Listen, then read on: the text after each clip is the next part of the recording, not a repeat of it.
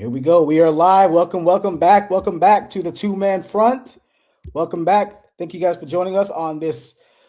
I hope it's dry for you guys. I know it's still a little chilly over there, but it has been wet and rainy over here in the Bay. Welcome back.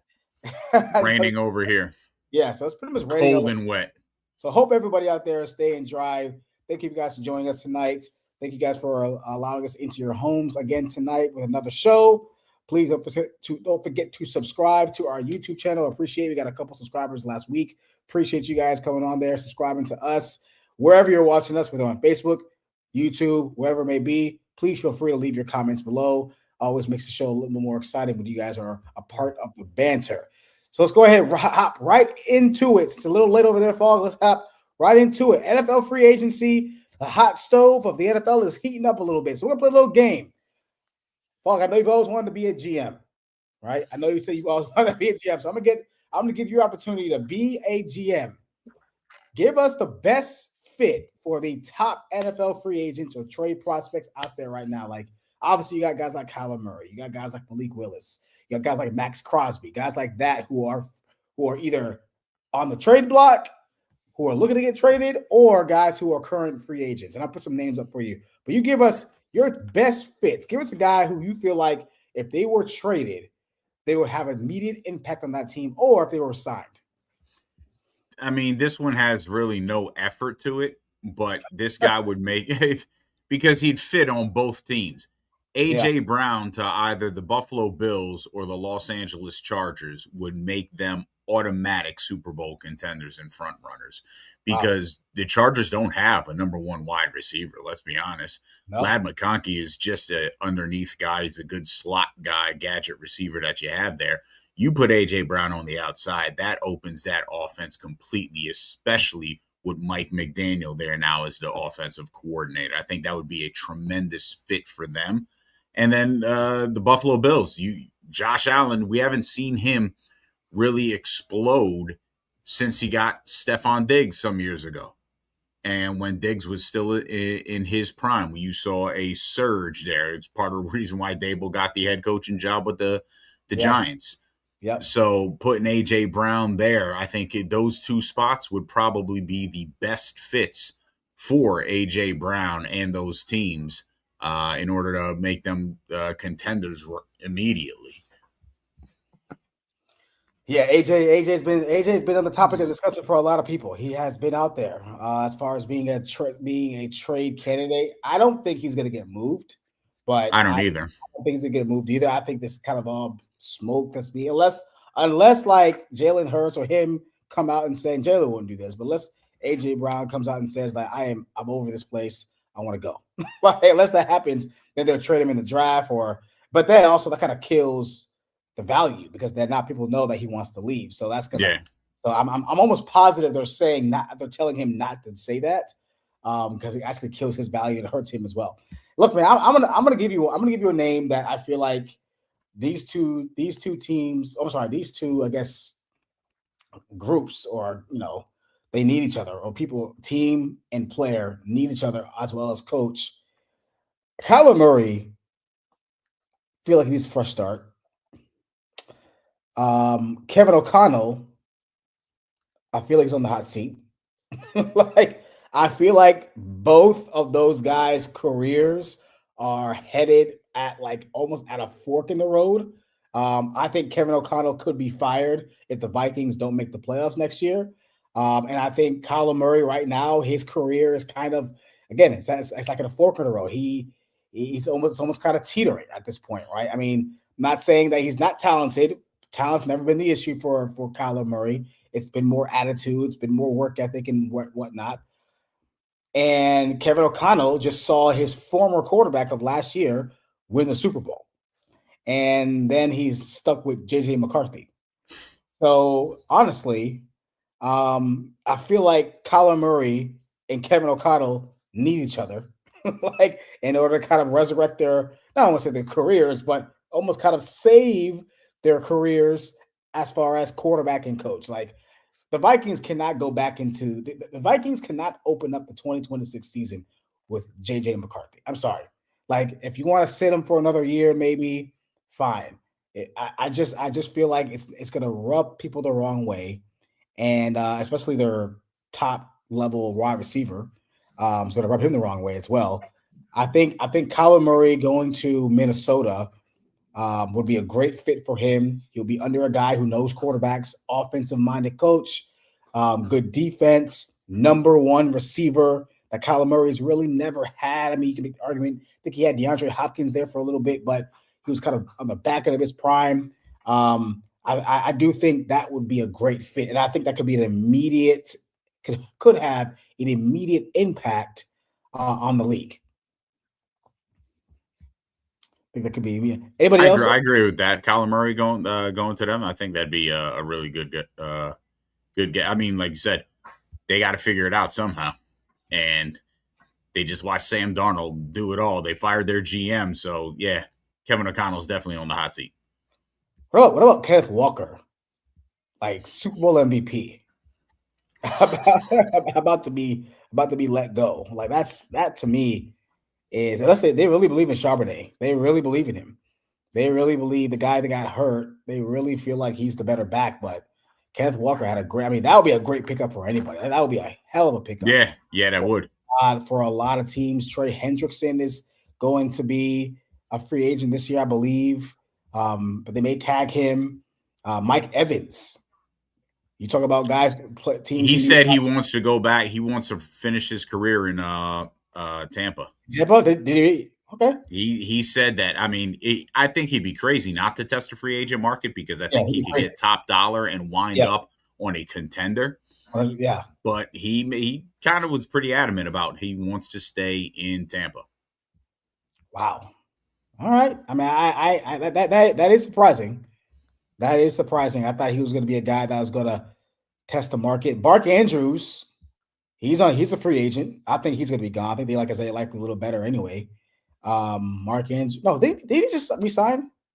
No, Mark Andrews resigned. Mark Andrews, I feel like he just signed a contract unless he's on the block. At least he's on the block. He could be on the block. I know Michael Pittman could be on the block. Pittman's on the block. Pittman's on the trade. Pittman's on the block.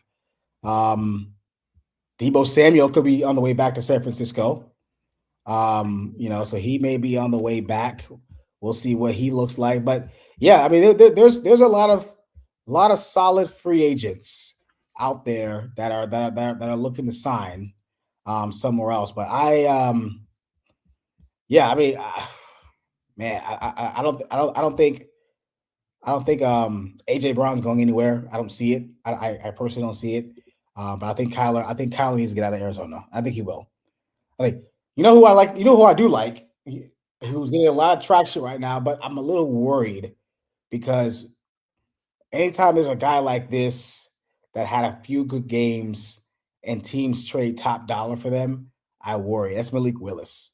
There's a lot of teams that are just looking like the Dolphins are apparently really interested in Malik Willis, which wouldn't be a bad landing spot. It's kind of a low pressure area. So like if he's good, great. Right? If he's bad, it really isn't going to matter. It's not going to matter. No one's going to notice. He'll go back to being a backup for the rest of his career and he'd be okay.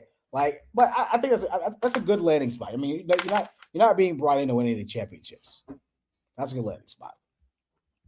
All right, moving on to our next topic. This is something that I feel like came out of nowhere. I mean, it is Bleacher Report. No offense to Bleacher Report, but they did drop this 99. I don't know why they did 99. I have no idea.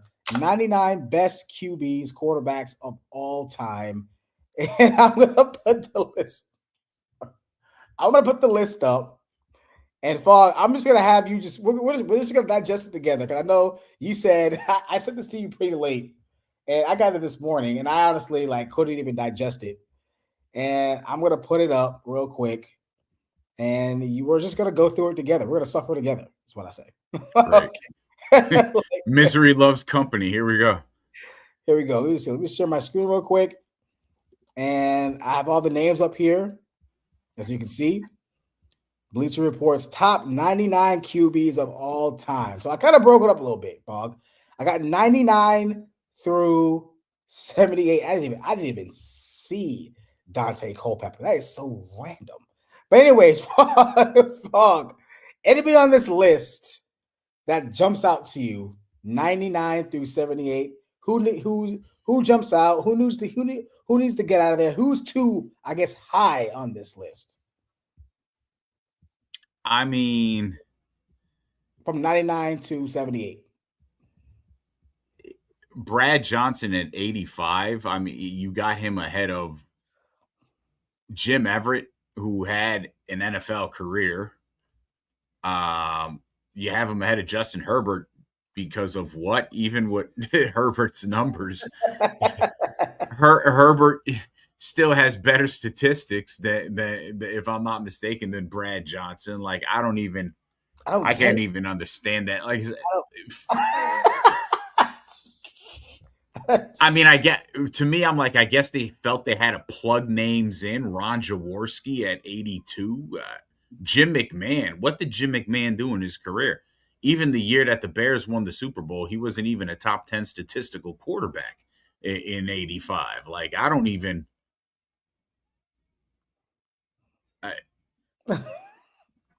Let's move on. Let's move on. Ryan Tannehill is the one that jumped out to me. Like I told you before the show, Ryan Tannehill, him just being on the list is weird to me. It's just weird. It's weird. Trent Green being on the list is weird to me. Okay, yeah. And Trent Green, yeah, I didn't even see that. See, there's so many names. Trent Green. Like Trent Green. No, I don't understand that. I don't know what justifies Brad Johnson being in front of Justin Herbert. Is it because Justin Herbert's younger? I don't know.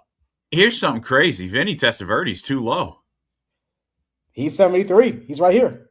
Yeah, he's too low. He's too low. Yeah, I think he should be maybe top 60, possibly. Joe Burrow, if you're going to have Joe Burrow at 66, what the fuck? I didn't even see that. I didn't even see Joe Burrow that low. I had no idea Joe Burrow was that low. I didn't even see that. Wow. But if you're going to put him on the list, he's got to be ahead of Joe Flacco. Where's Joe Flacco? Oh my God. 50-something. That's just, I don't even, yeah. See, this is. Like Joe Flacco, a top 50 quarterback in the NFL, there's no fucking way. Carson Palmer was better than him. Tony Romo was better than him. Dak Prescott's better than him. I don't understand Andrew Luck. Why is he 55? Why? He didn't even do anything. I know. That's what I'm asking. Why? I'm asking, why is he 55? Why is he the 55th best quarterback of all time, according to Bleacher Report? This whole list is just crazy. It's just Jared Goff for what? Like, for being casted off and left for dead in Detroit, even though he's had a better career. He's had a good career. I won't knock him. It makes no sense. Let's get going. It starts to make a little more sense as we get a little lower, right? Like, I think they were just plugging names in just for kicks and giggles. So I will say it starts to your face. Because I'm just looking at this and I'm like,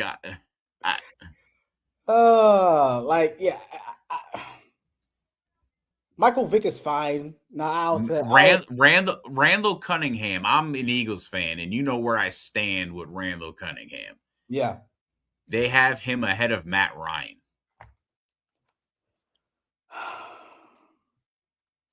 Why isn't he ahead of Matt Ryan? Matt Ryan was a much better quarterback than Randall Cunningham was.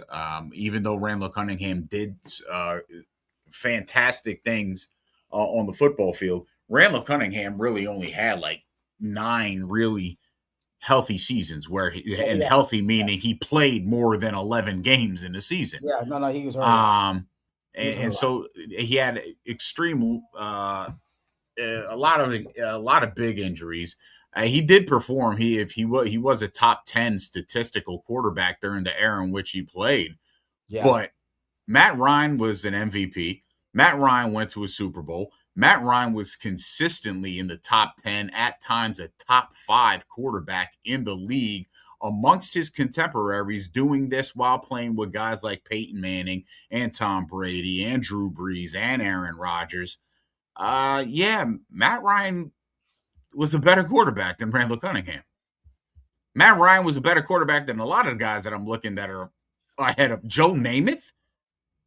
Joe Namath is 33. I would argue he's the worst quarterback in the Hall of Fame.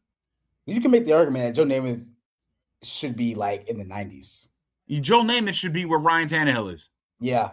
I mean, if they had Joe Namath 99, this would make this list a little more credible. So I agree with you, Fogg. I agree. All right, let's keep going down. Let's see. So you feel like Matt Ryan should be above Randall Cunningham. I'll take that. How do you feel about where Josh Allen is? Where the hell is Josh Allen? I didn't even see his name. It's 35. 35. No. No, he hasn't he hasn't had enough. Him and like. So that means Lamar Jackson is too high or low. Where the fuck is Lamar Jackson? 28. Yeah, no, no. Okay. Lamar Jackson over Phillip Rivers, Bob Greasy, Len Dawson. Okay, hold up. Lamar, granted, playoff success. We all know. But at the current moment, if his career ended today, is Lamar Jackson the 28th best quarterback? 28th best quarterback in NFL history?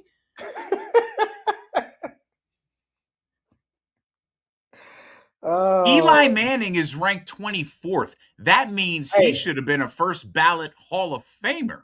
I told you when I was at work, I literally gave up. I was like, nope, not doing it. I saw Eli Manning 24 because I was looking for certain people. And I saw certain people who I felt like, okay, fine, whatever. But then I saw Eli Manning 24. And I was like, okay, this list is going to get bad. And it did get bad. It got worse and worse and worse. So yeah, I mean, I guess for me, it's more the ranking. Like if Lamar Jackson and Phillip Rivers were higher, right? If they were like in the 60s, but they had Lamar ahead of Rivers, I'd be okay with that. If that makes sense. I'd be okay with that. I need what criteria that they use because there's got to be some kind of context to this. I'm almost want to guess accolades have a lot to do with it because you got some MVPs, maybe eye test, maybe yards, obviously passing yards. I saw they really just kind of named statistics. They weren't really, I mean, you can look at this and pretty much craft it however you want to craft it. I mean, yeah, Russell Wilson 25.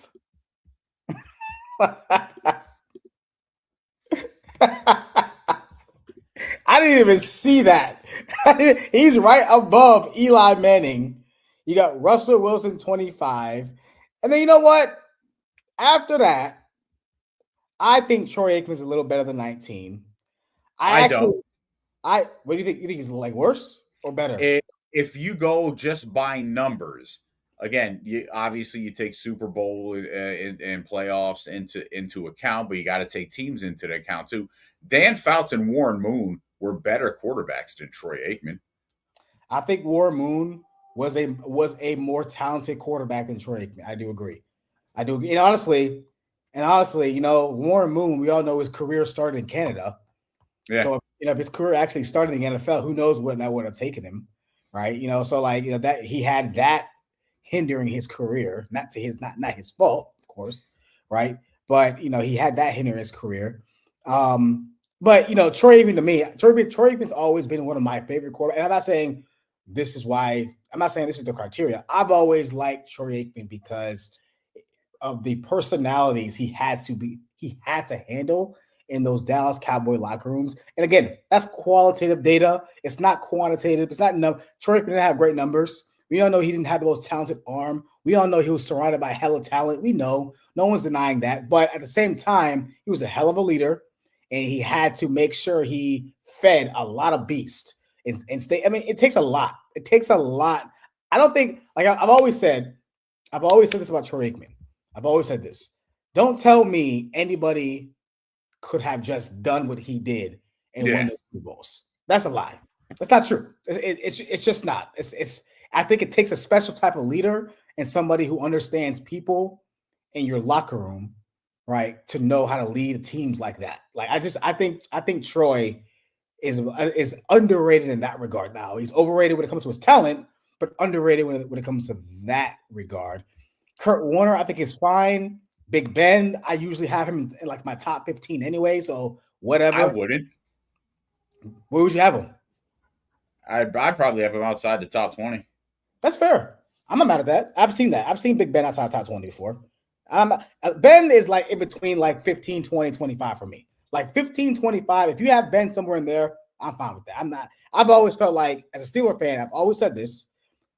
It's actually kind of the opposite of Aikman. Horrible leader, right? Horrible captain, shitty person. And I think that's one of the reasons why we didn't win. One of, not the, but one of the reasons why we didn't win because Ben Roethlisberger was a shitty leader. That's just it. Our quarterback could not keep our team together. He could not shut the hell up and just play football and not throw guys under the bus. But that's just me. That's just me. You know, that's just what I think about Ben. And then, you know, we get to Bart Starr. You know, some of these guys are usually hovering in the top 10. Frank Tarkenton, Otto Graham, Johnny Unitas. And then we get to the top 10. Tell me how you feel about this top 10.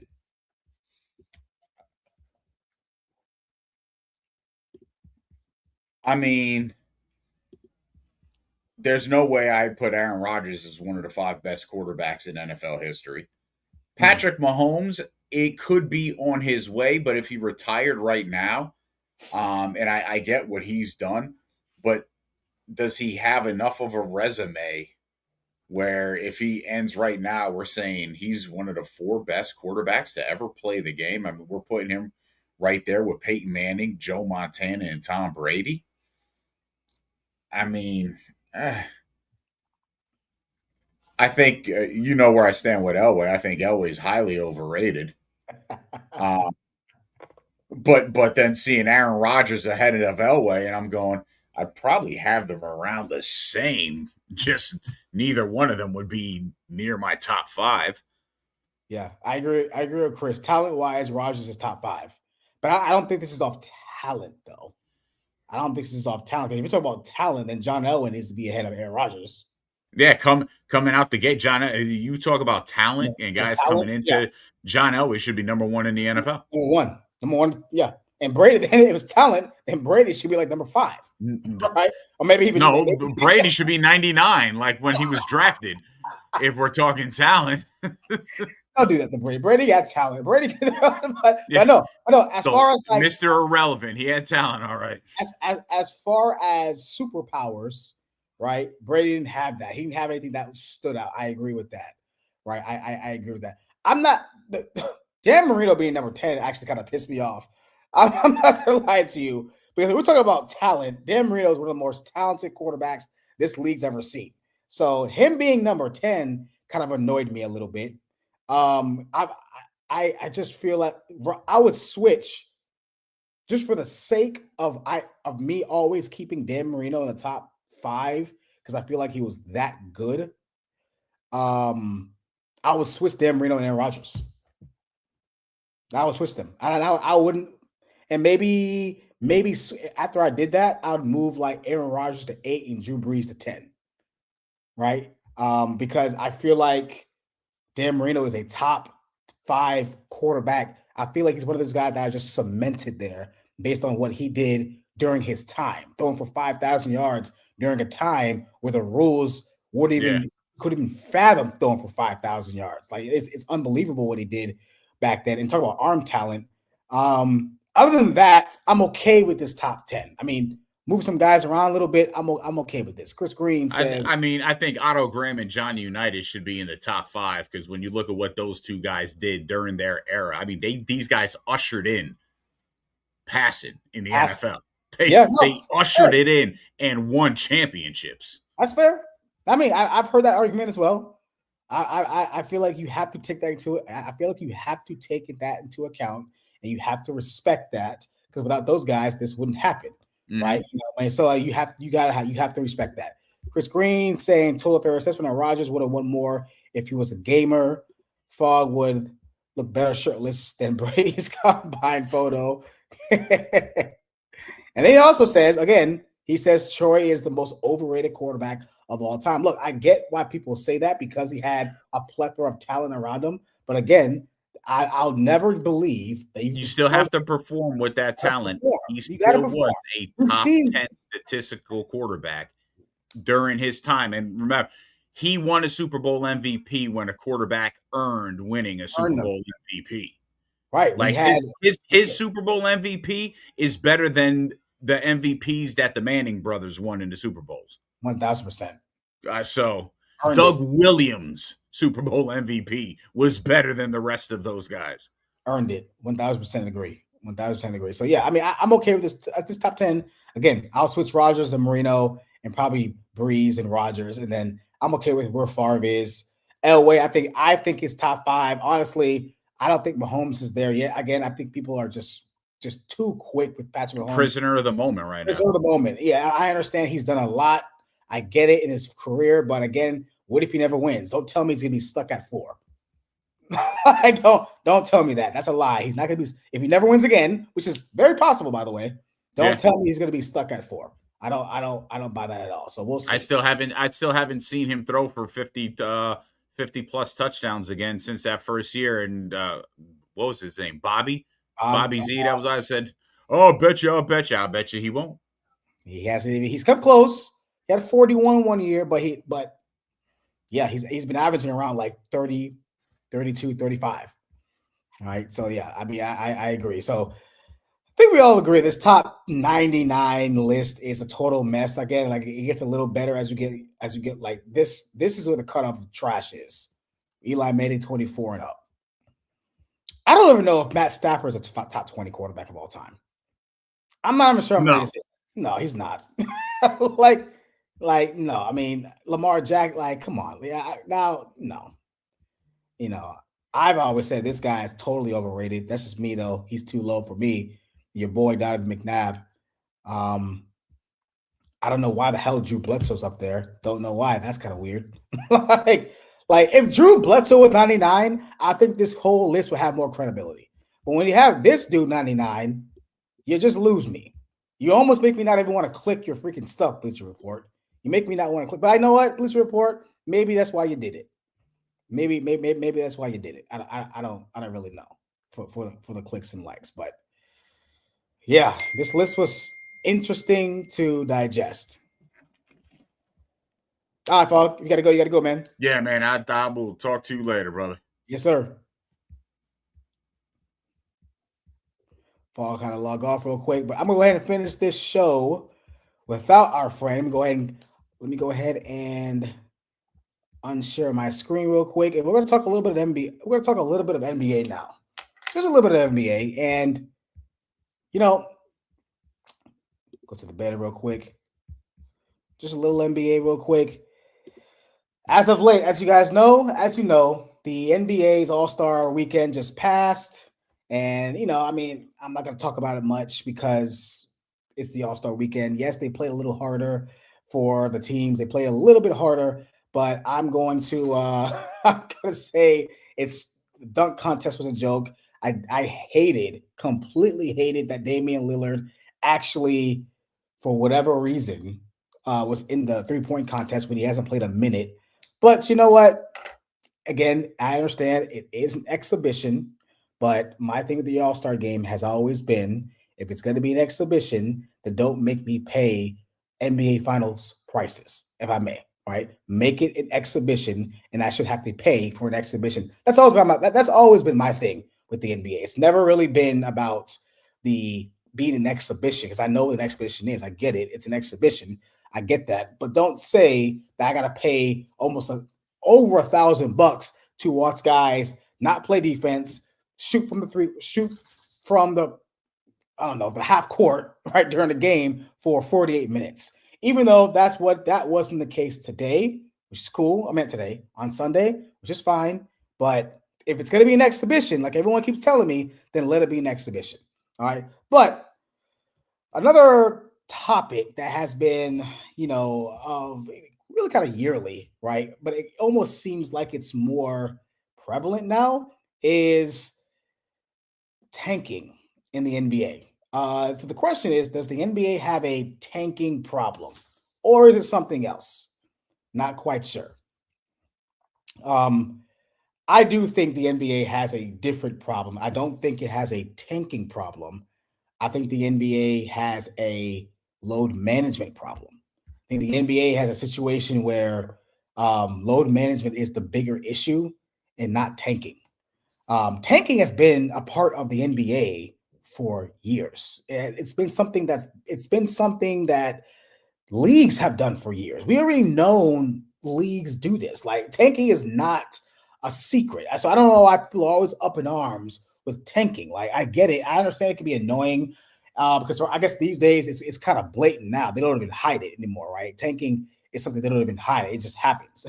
like we just know that teams are tanking when you got guys starters sitting down, for the whole half saying my ankle hurts, something like that, right? So tanking is something that's been around for years, right? So like I don't have an issue necessarily with tanking because look, it works for some teams. Tanking does work. It has worked. It works for a lot of teams. Like, so you can't really knock it. You can't really get rid of it. It's nothing you really can do. I don't want to hear about getting rid of the draft, right?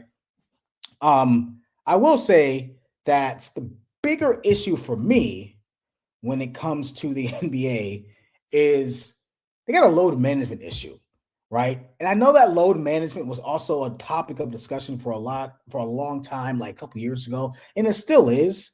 But if you're gonna fix anything, right? If you're going to be the NBA and you're going to fix any type of problem that you may have, it's load management, right? And tanking and load management kind of go hand in hand because a lot of times teams use load management to tank, but a lot of times the teams that are actually really good still load manage, right? For me, I think load management screws the fans.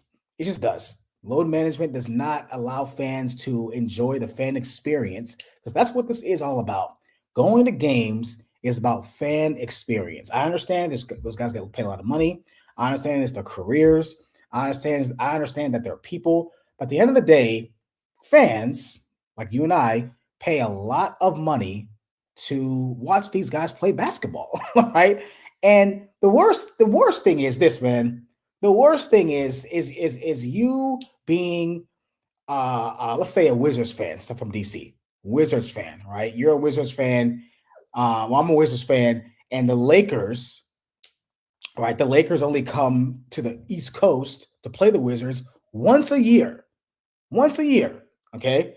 And obviously, those tickets are going to cost a little more because it's the Lakers, A. And two, they got a guy by the name of LeBron James, and not to mention Luka Doncic is on the team as well, right? So those are the stars you want to see. If you're a Wizards fan, yeah, you go to the Wizards game to cheer on your team, but the Wizards suck, so you're not going to go to all their games, but you're going to mark that game because that game, right, has two of the biggest stars in the world on their team. So you're going to expect to see them play.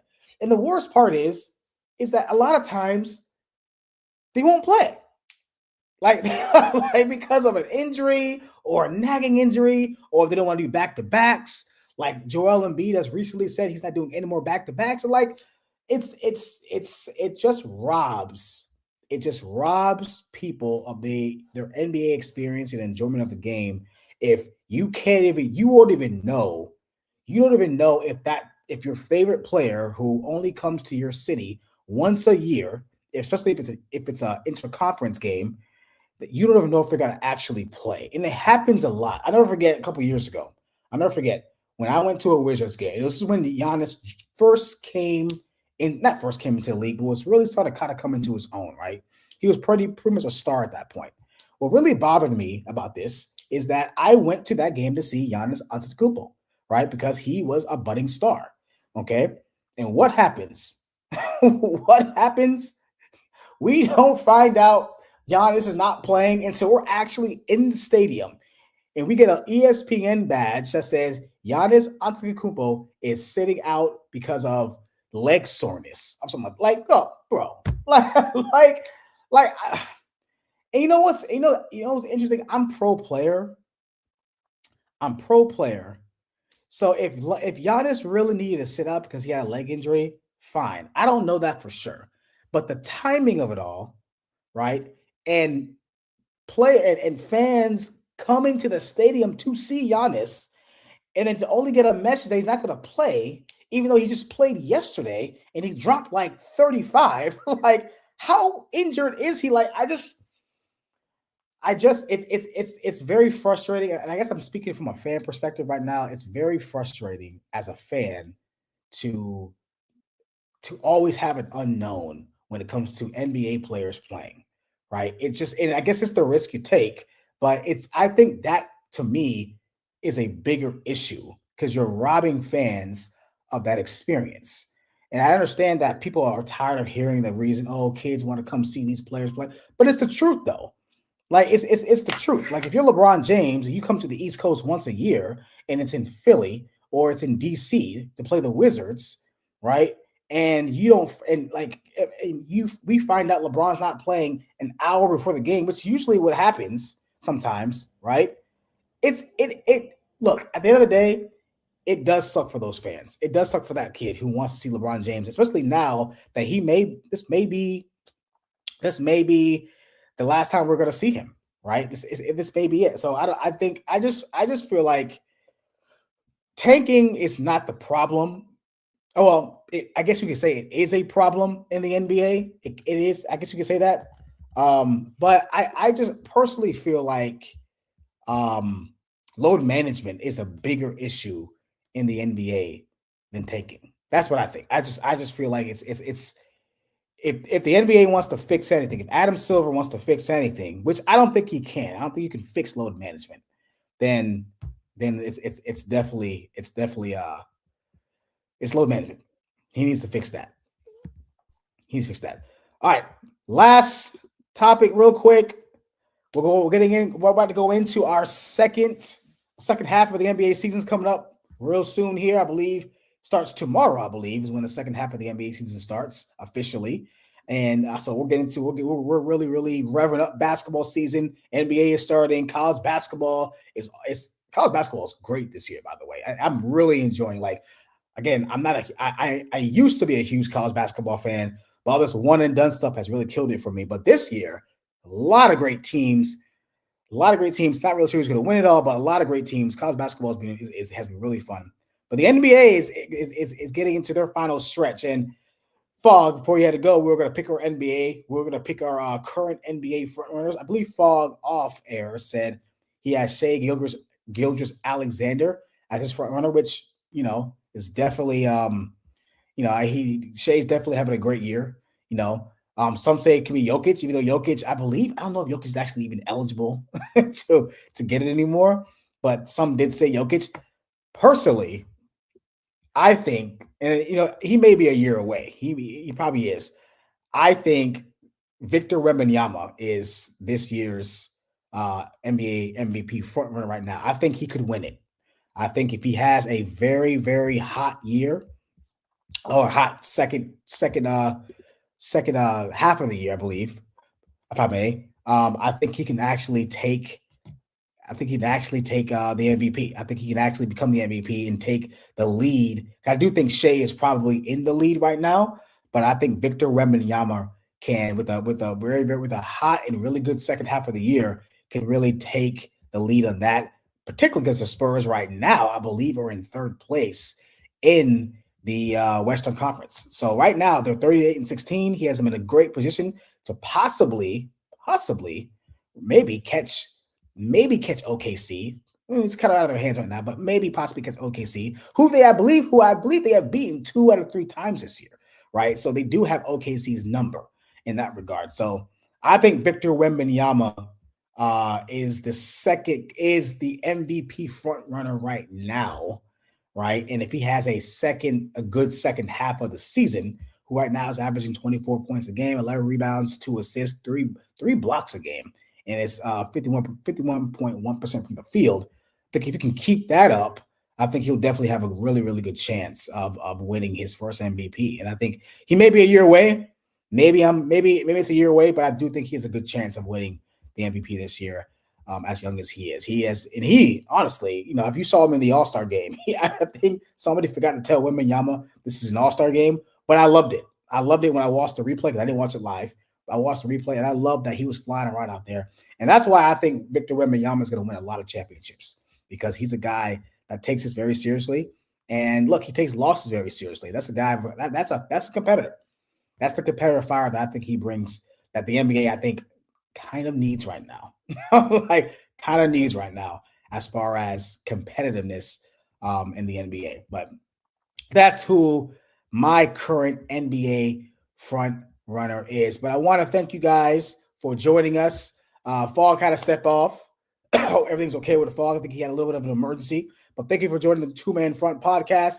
I appreciate everybody who joined in on our discussion. Like I always say, the discussion is so much better when you guys are joining us in the comment section. Thank you for all the subscribers on YouTube. Really appreciate that. Really appreciate the few subscribers we've gotten over the last few weeks. So thank you for that as well. And we'll definitely see you guys next week for our show, and enjoy your night. We'll see you guys later.